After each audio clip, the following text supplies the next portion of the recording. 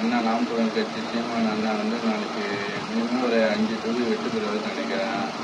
அண்ணனும் நல்ல ஒரு வாக்கு வித்தியாசத்துக்கு வெற்றி பெறுவாருன்னு நினைக்கிறேன்.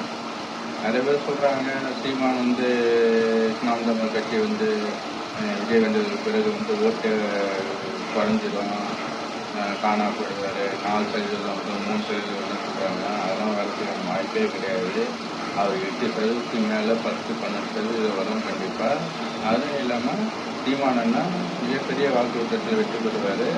அதோடு இல்லாமல் அவர் கூட 4 நாம் தமிழர் கட்சி வேட்பாளர்கள் வந்து வெற்றி பெறுவாங்க. நீங்கள் இன்னைக்கு போட்டு வர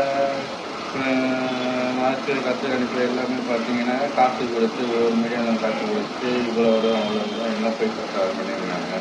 சீமான் அண்ணன்னா என்றைக்குமே காட்டுறதில்லை.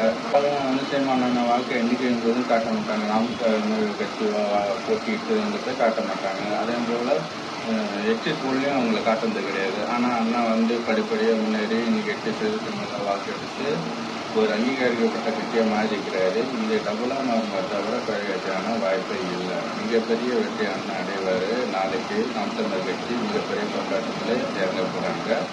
மிகப்பெரிய மாற்றத்தை 2026 காணப்போகுது. அண்ணன் முதல் முறையாக தமிழ்நாட்டு சட்டமன்றத்தில் கால் எடுத்து வைப்பார். மிகப்பெரிய அரசியல் மாற்றம், தமிழ்நாட்டில் புதிய வளர்ச்சி மாற்றமும் ஏற்படும்.